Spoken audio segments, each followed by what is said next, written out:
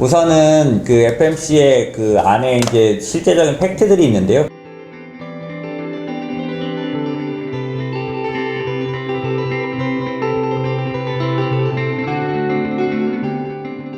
FMC에서 우리 시장에서 모두가 기다린 건 뭐냐면 오직 관심사는 유동성 대책이라는 거예요. 그게 뭐냐면 더 사주겠다, 연준이 네. 돈을 더 풀겠다, 네. 뭐 금리를 더 내리겠다, 이런 거를 기다리고 있긴 하지만 그거 외에도 저희가 좀 지켜봐야 할 부분들이 있었던 거예요. 네. 그 중에 하나가 뭐냐면 지금 이게 미국에 국한되지만 미국이 좀 상당히 대표적이고 네. 그다음에 저희가 미국 투자가 좀 많이 있기 때문에 미국을 봤을 때 연준이 우리에게 알려줄 때 우리가 귀 기울여 드려야 될 부분 중에 하나는 뭐냐면 경기가 생각대로 좋아지고 있느냐. 네. 왜냐하면 사실 그 제가 계속 말씀드렸던 것 중에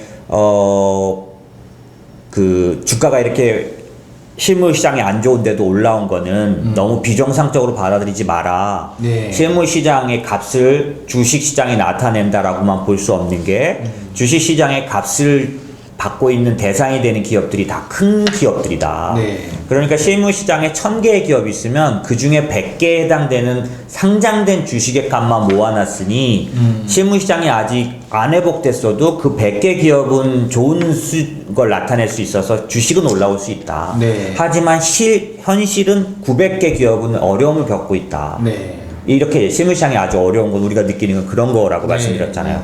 그런 거기 때문에 앞에 이 100개가 많이 올라서 이미 코로나 이전 주식값을 다 회복해 놨다는 거가 이상한 일은 아니지만 뭐 버블이라면서 이건 금방 꺼질 거야 뭐 이러면서 곧 돌아가게 돼 있어 뭐 이렇게 말하는 대상은 아니지만 네. 적어도 얘가 유지되기 위해서는 코로나에서 회복돼서 경기가 회복되고 있다라는 그 분명한 흐름만은 있어야 합니다. 네. 주식시장이 유지되기 위해서 우리가 이런 조정을 할 때도 불안해하지 않으려면 그 팩트 중에 하나는 뭐냐면 주식시장이 반영해 놓은 그런 그 기업들의 주가를 정당화할 만큼 경제 지표들을 통한 경기의 실제적인 어떤 흐름이 정상적으로 돌아오고 있어야 하는 거죠. 네. 그런 면에서 보면 GDP 성장률을 발표한 맨 위에 있는 연준이 평가한 GDP 성장률은 확실하게 그렇다라고 대답을 하고 있는 겁니다. 왜냐하면 저 표가 지금 보시면 20.6이 뭐냐면 20년 6월 달에 네. 연준이 예상한 거예요. 뭐라고 평가했냐면 그러고 나선 왼쪽 표를 보시는 건데 2020년에는 GDP가 마이너스 6.5 성장할 거라는 거죠. 네. 그러니까 마이너스 6.5% 손실 날 거다. 네. 네. 그렇지만 21년에는 5% 플러스를 낼 거다. 네. 그리고 22년에는 3.5% GDP 성장률이 나올 거다. 네. 이렇게 예상했던 거예요. 6월 달에는. 네, 네. 근데 지금 맨 마지막 칸에 20.9 이거는 뭐냐면 20년 9월 달에 네. 어저께 발표할 때는 네. 근데 까보니까 2020년이 마이너스 3.7%만큼 밖에는 안 빠질 것 같아. 생각보다 괜찮을 거라는. 좋아졌다는 네. 거죠. 그것도 반절을 뚝 잘라서. 네. 이거 정말 쇼킹하게 경제 성장 속도가 좋다는 뜻이에요. 네. 연준이 예상한 것보다 빠르게 회복되고 있다라는 네. 뜻이에요. 그래서 마이너스 6.5가 마이너스 3.7 된다는 건 사실 반토막이 뚝 잘라질 정도로 쇼킹한 거고요. 그쵸. 이거 하나는 어떤 의미를 주면 되냐면 제가 아까 말씀드린 대로 주식시장의 버팀목이 되는 네. 근간이 되는 경기 GDP 성장이라는 그런 경기 지표는 예상대로 탄탄하다. 네. 예상대로 가고 있다라는 확실한 증거예요. 네. 네. 이 자체는 지금 저희가 이거 장 조정 들어가서 폭락하는 거 아니야 내지는 뭐 원자리 돌아가는 거 아니야 라는 거에 아주 커다란 그런 근본적인 어떤 안심을 주는 요인이 네. 이거예요. 네. 연준이 평가했는데 확실히 좋아지고 있다. 다만 우리가 참고를 또 할 거는 그런데 21년도에 대한 연준의 예상은 조금 특이했어요. 6월 달에는 5.0% 성장할 거라고 내년도가. 네. 근데 이번엔 4%만 성장할 거라고 예상한 거예요. 그러니까 이거는 줄였죠. 네. 내년 성장률은 줄인 거예요. 네. 그러니까 지금의 속도는 훨씬 빠르지만 생각보다 빠르지만 내년도가 그렇게 또 그만큼 확 좋아지는 그런 건 아닐 거라고 보는 거고요. 네. 22년도에 대한 예상도 원래는 3.5 성장을 예상했는데 이번에는 3.0으로 바꿔놨습니다. 그러니까 결국 무슨 얘기냐면 지금 좋아지는 거는 오케이. 네. 정말 생각대로 가고 있어. 네, 네. 그것보다 또 사실 훌륭한 만큼 빨리 좋아지고 있어. 라는 예상이니까 지금 우리 주가가 움직인 거에 대해서는 정당성을 부여하는 거죠. 네. 그죠? 그런데 내년도, 내후년도에는 생각처럼 그렇게 아주 강력한 상승률이 나타나진 않을 것 같아. 라는 거고요. 그거에 대한 해석은 조금씩 더 해야 됩니다. 왜냐하면 지금 저희가 지난번에도 얘기를 드릴 때 어떤 얘기를 드렸냐면 연준이 인플레이션 관련돼서 AIT라는 거를 얘기하고 뭐 이랬던 이유가 뭐냐면 연준이 계속 말하고 있는 게 뭐냐면 이게 그냥 통째로 말씀드리면 이번에도 이런 숫자 말하는 거 외에 어떤 말을 했냐면 재정정책 빨리 써야 된다. 이런 말을 하고 연준은 매번 제롬 파월 얘기 중에 이런 게 있어요. 뭐냐면 실업률은 그렇게 금방 좋아지지 않을 것 같다. 네, 네. 이 밑에 실업률 예측 나오거든요. 네. 마찬가지. 그러니까 연준이 말하는 건 확실히 지금 돈을 풀어서 재정정책까지 써가지고 효과가 나온 건 확실하다. 네. 그런데 이게 계속적으로 그 자체적으로 동력이 있지는 않은 것 같다. 네. 그래서 재정정책이라는 게 조화롭게 잘 진행됐을 때 네. 내년도에 대해서 또다시 또 빠르게 성장할 것 같다 이렇게 나오는 거지. 네. 지금으로선 성장률이 좀 위축될 걸로 보인다는 거잖아요. 재정 정책이 굉장히 중요한 네네 거예요. 중요한 거죠. 네. 그래서 현재는 미국의 지금 연준이 돈을 풀고 금리를 내린 게 먹힌 거죠. 네. 금융 시스템이 그러니까 망가지지 않도록 막았고 일단 네. 그 다음에 먼저 풀었던 그 돈 있잖아요. 실업 수당 주고 막 했던 그 돈이 효과를 내서 오늘은 제가 숫자를 못 보여드리지만 전 세계 어디에도 없는 미국만의 그런 어떤 그래프가 있는데 네. 소득이 오히려 올라갔어요. 아주 그 소득이 낮은 층 분들에게서는 네. 오히려 소비에 쓸 수 있는 그 소득이 더 올라가는 거. 왜냐하면 실업수당 같은 걸 더 받아가지고. 그럴 정도로 돈을 확실하게 미국은 제대로 풀었던 거예요. 네. 근데 이게 지속되지 않으면 지금 그 의심이 나오는 게 뭐냐면 공화당과 민주당이 싸우고 있잖아요. 네. 이게 그리고 선거 전까지 안 나올 것 같다는 얘기까지 나오고 있거든. 네. 그런데 이제 어제 뉴스로서는 뭐 근접했다. 공화당은 1조 5천으로 좀 마음을 양보했고 네. 민주당은 3조에서 2조로 좀 양보했고 네. 그래서 지금 얘기가 가까워지고 있다. 뭐 이런 얘기를 하고 있는데 네. 한쪽에서는 이거 선거 때까지 아마 이거 합의 못 볼 거다. 선거가 중요하니까. 네. 이런 얘기까지 나오고 있다는 거죠. 연준이 말하는 저 예상은 딱 그거예요. 이러다가 시간 끌어서 제대로 부양이 안 되면 재정정책 지원금이 안 나오면 내년도에는 성장률 떨어질 수 있는 거죠. 성장은 하지만 생각보다 속도가 낮아질 수 있는 거죠. 이런 거예요. 이런 얘기를 한 거고 그래서 이런 발표를 다 하고 마지막으로도 계속 그러나 정부가 재정정책 써야 한다고 또 요번에도 제롬 파월은 또 얘기했습니다. 계속 호소를 하는 거예요. 네네네. 우리가 할 일은 그러니까 사실은 이 FOMC를 우리는 어떻게 봐야 저는 어떻게 보냐면 어떤 부분에서도 물러설 얘기는 하지 않았어요. 적극적으로 지금까지 해왔던 약속대로 우리는 모든 것을 하겠다. 네. 근데 시장은 거기서 뭘 바랬냐면 모든 것을 하겠다가 아니라 이걸 진짜로 하겠다. 숫자로 발표하길 바랬던 거죠. 네. 근데 연준은 어떤 뉘앙스냐면 역시나 우리는 예전 말했던 대로 계속 말했던 대로 그대로 최대한 하겠다. 그런데 지금 필요한 손은 정부의 손이다. 그 얘기. 왜냐하면 우리가 더 푼다고 얘를 좋게 할 수 있는 요인이 아니다. 네.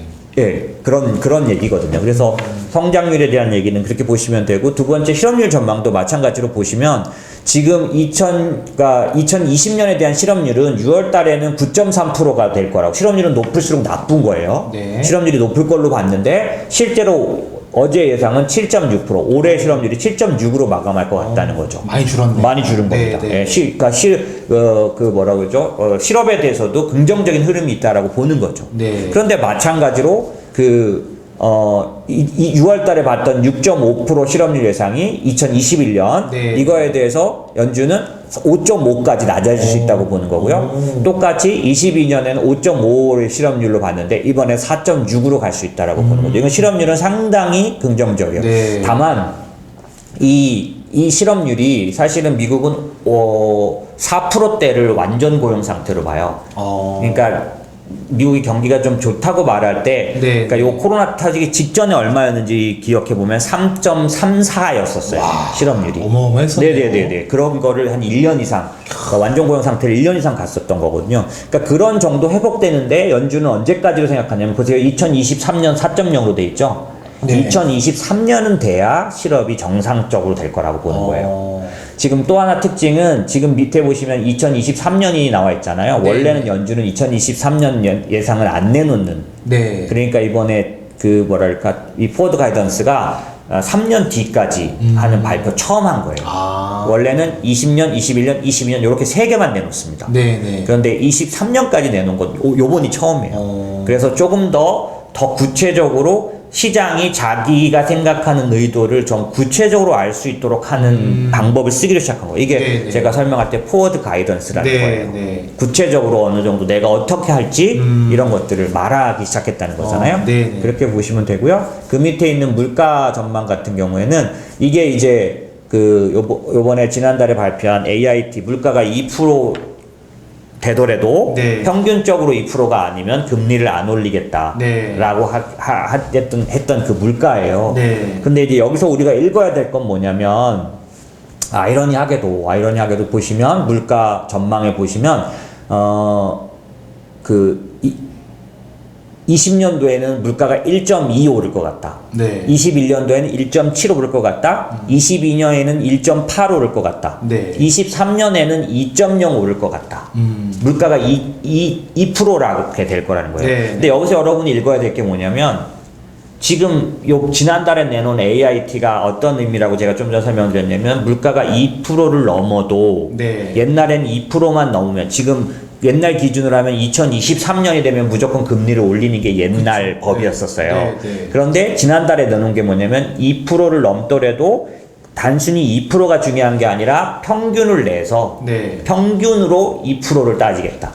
그 시점에만 2%가 아니라. 네. 2.0을 찍었으면 만약에 그 2.0이 앞에 3년 동안 평균을 냈을 때 2.0이 넘으면 금리를 올리는데 앞에서 1.5 그랬으면 다 합쳤을 때도 평균으로는 2.0이 안 나오잖아요. 그쵸. 그러면 그 모자라는 만큼 2.5가 돼도 네. 금리를 안 올리겠다는 게 AIT거든요. 네. 그죠? 그걸로 바뀐 거잖아요. 네. 그럼 그걸 여기다 좀 적용해 보시자고요. 연준 의원들이 볼 때 2023년이 2.0 간다는 소리는 2023년에도 지금 규정대로 하면 금리 안 올린다는 뜻이잖아요. 그렇네요. 그렇게 해서 언제 금리를 올리는 거로 나오냐면 다음 페이지 한번 보여주실래요? 이거는 뭐냐면 점도표라는 거예요. 여러분이 네. 뉴스 보실 때 점도표라는 게 뭐냐면 그 위에 영어 써놓은 게 점도가 뭐냐면 다트 플러시라 그래서 다트 네. 이게 점이란 뜻이고 그 표를 다트 플러시라 그러는데 이건 어떤 거냐면 연준 그 통화 회의에 들어온 연준 12명의 위원들이 금리가 어디쯤 가 있을 거라고 생각하는지를 네. 이렇게 올려야 된다는 거를 점으로 나타내요. 네. 그러면 지금 밑에 빨간 점으로 나타낸 점들 있잖아요. 네, 네. 그러면 2020년 칸에서 우리가 보는 건 뭐냐면 12명이 네. 2020년에 금리가 어디 있을 거라고 보는 거를 점으로 찍은 거예요. 보시면 0.0 바로 그치. 위에 있는데 네. 모든 점이 12명 점이 다 찍혀 있죠. 네, 네. 그러면 연준 위원들 회의에 참석한 모든 사람이 2020년도에는 금리 안 올린다고 보는 거예요. 그 참석한 사람이 점 하나씩 찍게 돼 있거든요. 네. 2020년 그럼 동결이죠. 네. 21년 보세요. 옆에 칸. 똑같네요. 다 모든 사람이 다 21년도 동결. 네. 금리 안 올릴 거라고 보는 거예요. 22년 보시자고요. 어때요? 또 동결. 네. 다 똑같이. 23년도에 가면 조금. 2명 빼고 네. 4명이 그러니까 2명 빼고 네. 나머지 네. 4명 빼고 나머지 모두가 다 23년에도 금리 안 동결. 올린다. 네네네. 그러니까 이 점도표라는 거를 통해서 우리가 읽을 수 있는 건 뭐냐면 그 회의 구성원들이 다 만장일치로 금리를 안 그러니까 금리 동결한다고 말한 해 있잖아요. 네. 이 해에는 이견이었기 때문에 이건 거의 이루어지는 거예요. 어디까지 확실해요? 22년까지는 확실하죠? 아무도 이견이 없잖아요. 네. 그죠? 그런데 이제 제가 말씀드리고 싶은 게 뭐냐면 아까 인플레이션이 2%가 23년까지 예상한다고 그랬잖아요. 네. 그러면 결국에는 평균으로 2.0이 나오려면 적어도 23년도에는 불가능해요. 네. 왜 23년도 당해가 2.0이니까. 네. 앞에서 다 1.5, 1.7 이랬는데 그 23년도 2.0이 되네요. 어떻게 평균 2.0을 채우겠어요? 그쵸. 평균을 채우려면 지금 계산해 봐서는 거의 24년 이상, 그러니까 거의 24년도 하반기 돼야 금리를 한번 올릴 수 있을까 말까라고 생각한다는 게 이 표에서 묻어나는 거예요. FMC의 지금 발표는 그런 의미를 갖고 있는 거죠. 대표님, 그러면 이 금리를 올리지 않고 동결한다는 얘기는 흔히 요즘을 유동성 장세라고 저희들이 알고 네네네. 있으니까 그럼 유동성 장세가 유지되는 기간이 좀 더 길어질 것이다라고 보면 되는 그렇죠. 건가요? 지금 말씀하신 대로 정확하게 금리를 올리면 유동성을 흡수하거든요. 네. 그래서 그걸 저희가 뭐라고 그러냐면 긴축이라고 부른다 그랬잖아요. 네. 그러니까 긴축 정책의 첫 번째 정책이 채권을 안 사주고 그 다음에 금리를 올리는 거라 그랬잖아요. 네. 금리를 올리면 시중에 있는 돈을 흡수해요. 그러니까 시중에 푸는 거에 반대인 거죠. 네. 그러니까 언제 금리를 올리냐가 왜 중요하냐 자꾸 FMC에서 네. 말하는 게 네. 언제 이 시중의 유동성이 흡수돼서 네.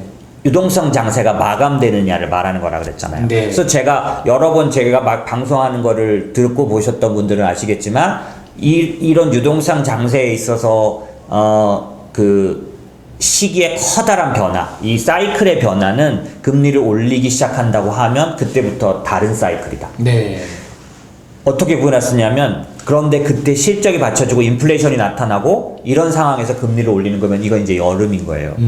그런데 그렇지 않고 실적이 안 좋고 인플레이션이 안 나타났는데 금리를 올리잖아요. 그럼 그건 겨울로 돌아간 거예요. 네. 그렇게 보라고 했잖아요, 제가. 네네. 그런 것처럼 무조건 금리를 올린다고 하면 우리는 지금 조정해가지고 여러분이 긴장하는 거는 안 하셔도 되는데 금리 올린다고 하면 이런 긴장 더 해야 돼요. 그때는 확 뺄지 아니면 실적 장세를 대비해서 포트폴리오 변경할지를 생각해야 될 정도로 네네. 정말 완전히 좋아지는 거든지 이제 위험 관리 들어가야 되든지 네. 겨울로 들어가는 거니까. 네. 예, 그렇게 그런 어떤 분기점이 오는 게 금리 인상이에요. 지금 여러분이 요즘 조종에 약간 네, 그 스트레스를 받으시잖아요. 네. 그 스트레스를 받는 게 뭐 틀렸거나 그런 건 아닌데 사실 그런 스트레스는 언제 봐야 되냐면 냉정하게 말하면 이런 시기가 바뀌는 것 같을 때. 금리 인상. 네네네. 네. 뒤집어 말하면 유동성이 이제 시장에 풀린 유동성이 어딘가로 흡수될 만한 팩트들이 생겼을 때. 네. 왜? 지금 시장을 움직이는 요인들 중에 커다란 동력이 유동성이기 때문에 네. 그 유동성이 없어진다고 하면 우리는 결정해야 돼요. 내가 그 유동성이 사라지는 시장에서도 수익을 낼 수 있는 선수인지 네. 아니면 저는 계속 말씀드리는 게 4계절 중에서 2계절만 투자하자. 나머지 2계절은 그러면 돈 빼고 나가있자? 아니요.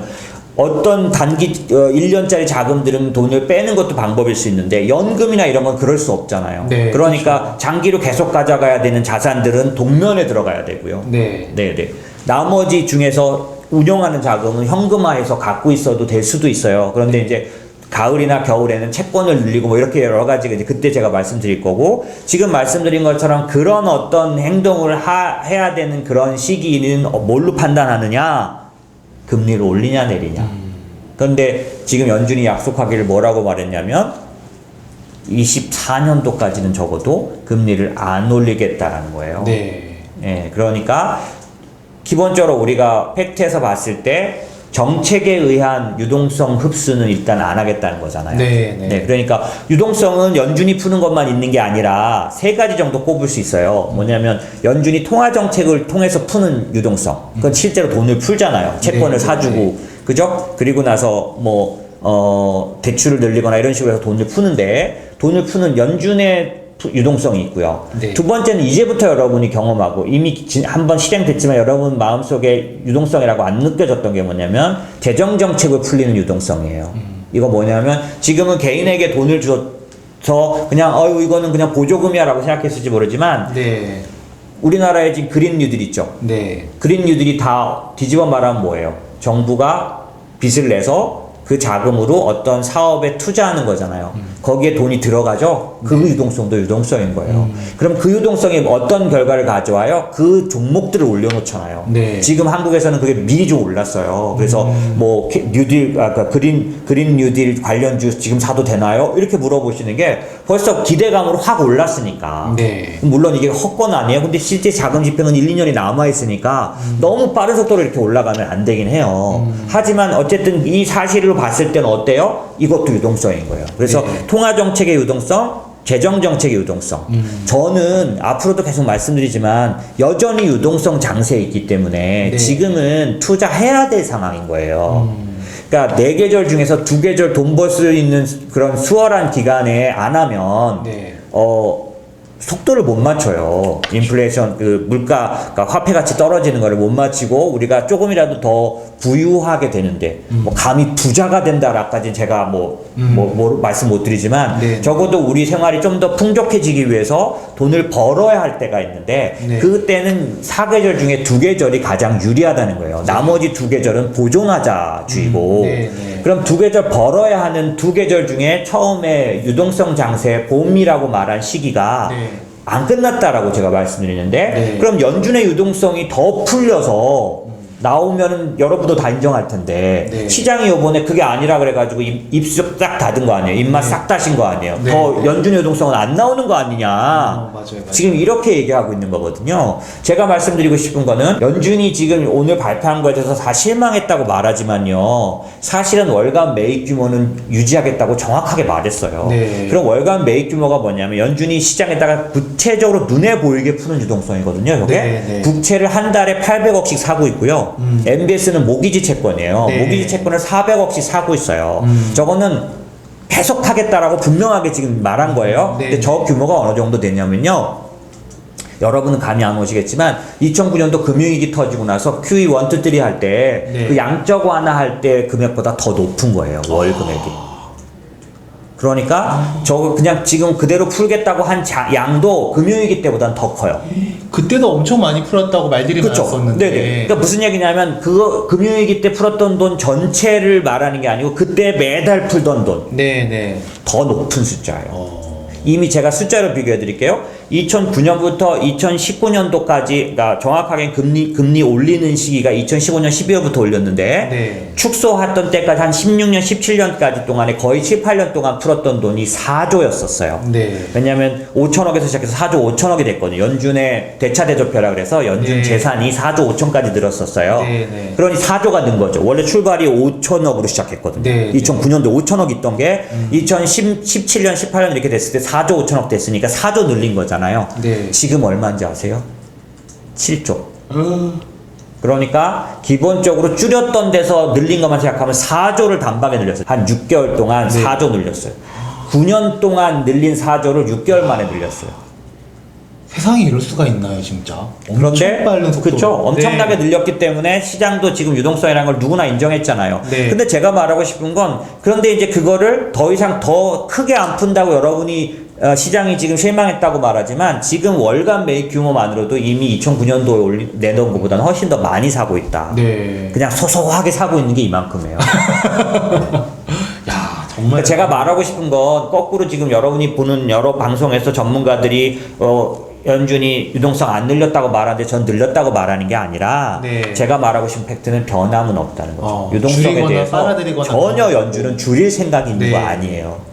사던 거 그대로 사고 그 다음에 여전히 어려워지면 최대한 더 사겠다라고 말하는. 그러니까 왜냐면 왼쪽에 가운데 줄에 파란 색깔 중에서 통화정책 적정성의 평가라고 말한 것 항목에 목표 달성을 지연시키는 위험이 발생할 경우 통화정책 스탠스를 적절하게 조정할 준비가 돼 있다. 이렇게 이 파란색이 뭐냐면 요번에 전에 안 말했던 걸 요번에 첨부한 내용이거든요. 연준 네. 의사록 안에 네. 첨부된 내용이에요. 이 코멘트가. 네. 이 코멘트에 뭐라고 되어 있냐면 위험이 발생하면 더 할 준비를 하고 있다. 그 위험이 이런 걸 말하는 거라는 거죠. 잘 들어보세요. 지금 시장에서는 연준이 왜 소극적으로 돌아섰느냐? 더 이상 유동성이 안 들어오는 거 아니냐? 그러니 시장은 더 못 올라갈 힘이 없는 거 아니냐? 이미 많이 올라간 주식들이 이제 빽하는 거 아니냐? 이런 생각들을 하고 계신 거잖아요. 그런데 연준이 말을 할 때 그러니까 여러분이 좀 이 팩트 꼭 아셨으면 좋겠는데, 만약에요, 지금 연준이 할 수 있는 정책은 다 쓰고 최대한 돈을 많이 풀었다고 지금 말씀드렸잖아요. 근데 이번 위기는, 이번 그 경제를 회복시키는 그런 어떤 정책은요, 통화 정책만으로는 안 되는 위기였던 거예요. 여러 번 말씀드렸죠. 코로나 위기는 인컴 쇼크이기 때문에 네네. 그 전에 여러 번의 제가 겪은 불황은 다 뭐냐면 신용 크레딧 쇼크예요. 이번엔 인컴 쇼크이기 때문에 통화 정책만으로는 반밖에 못 회복시켜요. 지금 금융시장 정도밖에는 못 회복시킨 거예요. 네네. 실물시장은 뭘로 회복시킬 수가 있냐면 재정 정책을 통해서 직접 거기다 돈을 쌓아야 돼요. 연준의 통화 정책은 다 좋은데 단점이 뭐냐면 돈을 이만큼 풀면요, 그 돈에 요만큼만 실제로 필요한 실물로 들어가고요, 이만큼은 어디로 가냐면 돈 많은 사람들 계좌로 가요. 돈 많은 사람들 욕하는 거 아니고요. 제가 여러 번 말했으니까 무슨 뜻인지 아실 거예요. 항상 위기가 터질 때마다 제가 안타까웠던 건 자산이 있으신 분들이 더 자산이 증가하는 기회가 되더라. 왜 그러냐면 연준이 항상 금융자산을 사서 가격을 올리는데, 그걸 저를 자산 효과라고 해서 웰스 이펙트라고 한다 그랬잖아요. 네네. 지금 연준을 지배해온 그 그린스펀 이후에 버냉키, 옐런, 제롬 파월은 같은 통화 정책 논자들이에요. 네. 그래서 뉴 케인즈연들인데, 이 사람들은 뭐라고 믿냐면, 그 전에 그린스펀은 웰스 이펙트라는 걸 인정 안 했어요. 근데 버냉키부터 제롬 파월은 경기를 좋아지게 만들려면 다소 버블을 허용할 수밖에 없다. 네. 자산이 먼저 올라가야, 자산값이 올라가야 비로소 경기도 좋아진다라고 믿는 뉴 케인지언들이에요. 네. 그렇기 때문에 돈을 풀어서 일단은 금융자산 값을 올리는 거에 대해서 거부하지 않는 거죠. 지금까지 그래서 10년간의 통화정책은 양적 완화를 통해서 100을 풀면 네. 30이나 40만 실제로 필요한 곳에 들어가고요. 50이나 60은 그러니까 돈이 있는 분들의 금융자산 가격을 높여놓는 데 쓰였던 거예요. 연준도 그걸 알고 있어요. 근데 이번에 인컴 쇼크, 이 코로나 쇼크는 훨씬 더 차등적인, 비대칭적인 쇼크예요. 뭐냐면 소득이 낮은 분들의 그 손실이 너무 커요. 네. 그래서 지금 전에 자료 제가 보여드렸잖아요. 실업률도 연봉이 높았던 사람들은 거의 다 지금 회복했어요. 그러니까 일자리 다 찾았어요. 근데 지금 실업률이 막 실업률이 낮아지는 거죠. 네. 이 실업이 해결되고 있는데 다 어떤 일자리냐면 좀 비싼 일자리들만 회복되고, 정말 시간당 임금이 낮은 분들은 자꾸 영구적 실업에 빠지는 거예요, 지금. 근데 연준은 10년간 통화정책을 썼을 때 자기네 돈이 필요한 곳으로 가는 비율이 너무 낮다는 걸 경험한 거죠. 네. 근데 예전에 신용 쇼크일 때는, 크레딧 쇼크일 때는 그렇게라도 금융시장을 살리면 돼요. 그러면 천천히 경기가 다시 돌아갑니다. 네. 이번에는 인컴 쇼크이기 때문에 자기가 푼 돈이 헛된 데로 가가지고 자산가격만 올려놓으면 그러는 동안 시간이 너무 가버려서 주저앉아 버리게 돼 있어요. 네. 결국 맨 밑에 소득이 작은 분들은 무너지게 돼 있어요. 이 구조는, 이번 쇼크는요. 네. 그래서 이 사람들이 우리로만은 안 되고 재정 정책을 통해서 직접 거기다 돈이 제대로 들어가게 해야 된다, 이번에는. 네네. 그렇기 때문에 재정 정책이 더 중요하다라는 얘기 계속 하는 거예요. 그래서 보세요. 제가 앞에 보여드린 표에 보면은 인플레이션이 2023년 가야 2.0 간다고 자기들이 예상하고 있잖아요. 네. 자기들이 봤을 때 인플레이션이 2.0이 겨우 23년도 가야 올라가는데, 네. 지금 지난달에 나눈 AIT는 아직 나타나지도 않을 23년에 가야 되는 2.0 인플레이션을 2.0이 돼도 우리는 금리 안 올릴게, 이런 얘기 왜 하는 거예요 도대체? 앞으로 2, 3년간 2.0 갈 일이 없는데. 네. 이상하지 않으세요? 아니 23년도에 간다고 자기들은 믿고 있는데 23년도에 갈 인플레이션을 지금 왜 대비하는 거야? 이 사람들 이상한 정신 나간 사람들 아니에요? 이렇게 생각해 보시면 저들이 왜 그랬는지 생각해 봐야 된다는 거예요. 연준이 왜 나타나지도 않을 인플레이션을 AIT란 제도를 굳이 발표하면서까지 인플레이션이란 데다가 초점을 뒀느냐는 거죠. 네. 이 얘기는 무슨 얘기냐면 결국에는 기본적으로 인플레이션을 만들어내야 할 만큼 네. 이번에 경기 회복은 그런 식의 부양이 필요하다는 얘기를 한 거고요. 그러느냐고 자기들이 금리 안 올리고 계속해서 인플레이션이 더 나타나도록 부채질하는 부분들에 대해서 이해하라는 거예요. 그리고 제가 지금 말씀드렸던 게 뭐냐면 이거예요.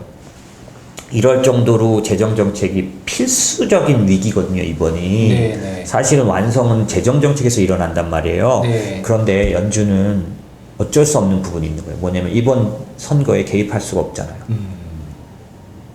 무슨 얘기냐면 이번에 트럼프가 될지 바이든이 될지 모르겠는데 누가 돼서 재정정책을 안 하는 쪽이 돼버린다. 이런 조합은 그게 가능해요. 뭐냐면 바이든이 당선되고요. 네. 상원을 공화당이 잡잖아요. 네. 지금 공화당은 아시다시피 항상 역대 어떤 철학을 갖고 있냐면 작은 정부를 추구해요. 무슨 얘기냐면 재정정책 같은 건 쓰지 말라는 거예요. 네. 내버려 두라는 거예요, 시장에다가. 민주당은 큰 정부를 추구하기 때문에 정부가 뭔가를 해야 된다는 쪽이에요. 그래서 지금 민주당과 공화당이 지금 요번에 5차 부양안을 갖고 금액이 대립하잖아요. 네. 공화당은 1조 갖고도 짤짤짤짤 매요. 1조 이상 쓸 게 뭐 있냐 사실 이렇게 얘기하고 민주당은 3조 갖고 지금 막 얘기하잖아요. 요번에 2조로 줄이고 1조 5천으로 갔다고 지금 가까워졌다고 그러고 있는 거잖아요.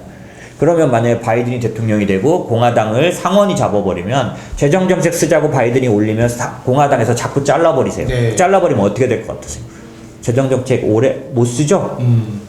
연준은 그렇게 되면 할 수 없네. 나는 노력은 다 했는데 아이고. 쟤들이 안 되네. 이래야 될까요? 아니죠. 그때 연준은 효과가 좀 약하더라도 폭포수같이 또다시 부양책을 써야겠죠. 왜? 재정정책만큼 효과적으로 메꾸지는 못하지만 내버려두면 경제는 푹푹 떨어질 거잖아요. 그걸 자기네들이 나는 뭐 할 때까지 다 했어 이렇게 하는 공무원이 아니기 때문에 네. 이 사람들은 그때를 위해서 유동성을 확 쏟아붓는 확정적인 말들을 아끼고 있는 거죠. 유동성에 대해서 더 투입하지 않는 거죠. 네. 저들의 생각은 제가 볼 땐 그렇습니다. 예, 누가 될지 모르기 때문에. 그리고 바라기는 계속해서 여러 번 촉구하고 있잖아요. 기회만 되면 재정정책을 써야 한다. 네. 계속 얘기하고 있는데 만약에 조합이 아까 말한 그런 조합이 나와버려서 영영 어려워져 버릴 때는 자기들의 돈을 써야 하거든. 자기들 돈 아니죠. 자기들 쓸 수 있는 정책 여력을 갖고 있어야 하잖아요. 지금 풀어놓을 수 없는 거죠. 중요한 순간을 위해서 네, 저는 그렇게 생각합니다. 그렇기 때문에 왜 그렇게 생각하냐면 연준이 왜 올라가지도 않는 2%를 지금 미리 지난달부터 이렇게 언급하고 있는지 제정신이라면 이상한 거예요. 그런 것부터 그 다음에 매달 푸는 돈도 작지 않고 여기 문구에 특별한 일이 생기면 더 적절하게 조정할 준비를 돼 있다라고 말하는 것들은 네. 유동성을 아끼는 태도는 아니죠. 다만 지금 우리가 퍽퍽 쓰는 유동성이 주식시장만 올려놓을 뿐 실제로 경기를 살리고 아래 소득이 낮은 사람들이 탄탄하게 살아나게 하는 데는 소용이 없다는 사실을 지난 10년 동안 경험했기 때문에 네. 그렇게 안 하는 것 뿐이죠. 만약의 경우 시장이 꼬이게 되면 연준은 아마 아주 강화된 유동성을 또 쏟아부을 겁니다. 네. 다만 저같은 사람들이 볼 때 이제는 의심하겠죠, 효과를. 요번에 코로나 때 올려놓은 것처럼 이렇게 올려놓는 효과는 안 나오기가 십상이죠. 그런 것처럼 그렇게 됐다는 건 아니잖아요. 예, 그런 걸 대비해서 연준은 생각을 하고 있는 거죠. 그런 측면에서 제가 말씀드리고 싶은 건 제가 무슨 연준 대변인도 아니고 전 그런 얘기는 전혀 아니고요. 네. 시장을 볼 때 우리가 팩트를 봐야 될 면들이 있다는 거죠. 뉴스에는 뭐 실망했고 유동성이 뭐 축소되고 뭐 이렇게 말하지만 팩트 하나하나를 받아봤을 때 줄인 기색은 하나도 없습니다. 그리고 인플레이션을 언급한 연준의 AIT를 언급한 걸로 봐서는 연준은 부양하고자 하는 의도가 분명히 있다. 근데 그 부양 방법은 오늘은 제가 지난번에 설명드린 실질 금리를 낮추는 방법으로 부양하고자 한다. 네. 실질 금리를 낮추려면 지난번에 말씀드린 것처럼 실질 금리가 뭐냐? 명목 금리에서 인플레이션을 뺀 게 실질 금리인데 네. 지금 명목 금리는 0.25이기 때문에 더 이상 낮출 수 없는 마이너스 제로 금리 시대다. 네. 그럼 여기서 금리를 더 낮출 수 없는 연준은 대신 그 빼는 인플레이션을 높여서 마이너스가 크게 나게 만드는 식으로 네. 금리를 내리는 실질 금리를 하락시키는 부양을 택한 것 같다. 네. 그걸 택하기 위해서 그 되지도 않는 2% 나타나지도 않은 인플레이션을 지난달부터 언급하고 있는 것 같다. 결국 이거는 제가 보기엔 연준의 부양책입니다. 부양의 방법인 거죠.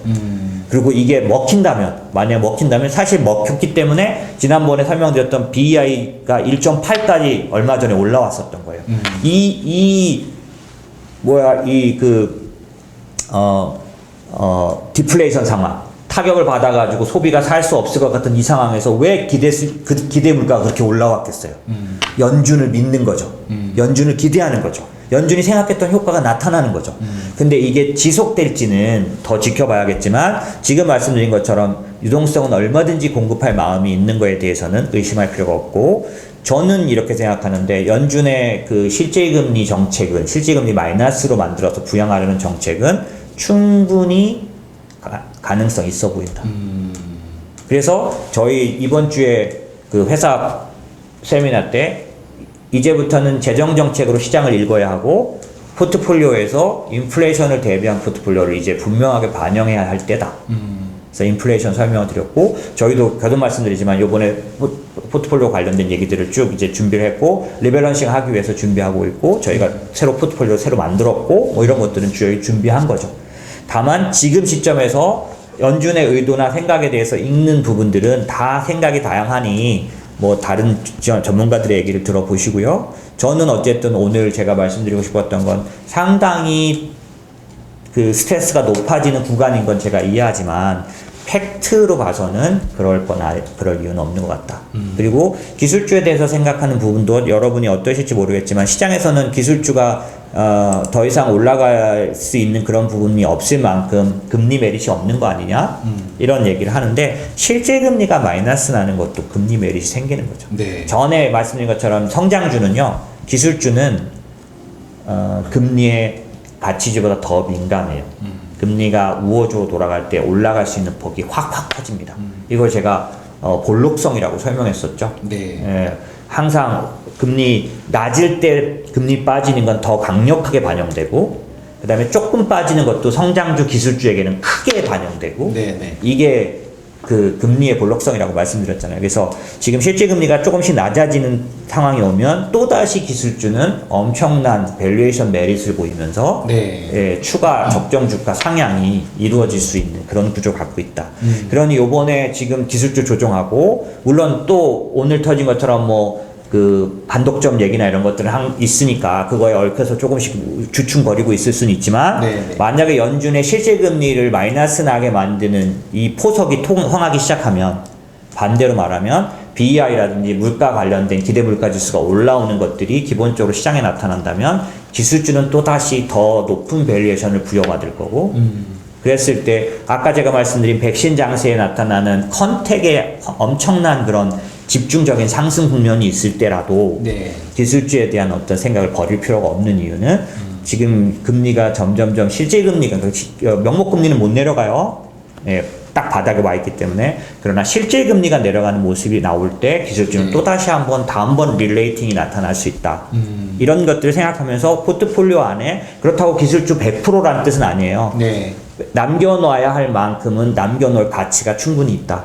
나머지 지금 이제 1라운드 끝나고 2라운드 재정정책 라운드로 넘어가잖아요. 네. 그럼 여기에 이제 추가로 들어가야 될 포트폴리오가 뭐냐, 이 얘기를 제가 몇 번에 걸쳐 지난번에 간단히 말씀드렸고, 앞으로도 기회가 되면은 이제 향후 포트폴리오에는 반드시 들어가야 되고, 지금 여러 번 제가 금을 말씀드려왔잖아요. 그렇죠? 채권 대신 금을 넣어야 한다. 네. 그래서 연금에서도 다 챙겨보시라고 제가 말했잖아요. 아무 생각 없이 연금이라고 다 채권 들고 있는 거 아니다. 네. 채권은 뭐 만능 아니다. 네. 명목금리가 더 이상 못 내려가는 이 상황에서는 채권 의미 없다. 이런 얘기 드렸던 그런 것처럼, 이제 앞으로 포트폴리오에서 뭐가 더 첨부돼야 될지, 기술주 중심이지만은 네. 기술주가 왜 올라갈지는 설명드렸고, 그런 것들을 생각하시고 판단하시면서 조금 시간을 늘려서 생각하시면서 얘를 관리하실 생각을 하셔야지, 뭐 이게 통째로 폭락하거나 뭐 지금 같은 속도로 빠르게 올라가는 것만 상승이라거나 아니라는 거죠. 네.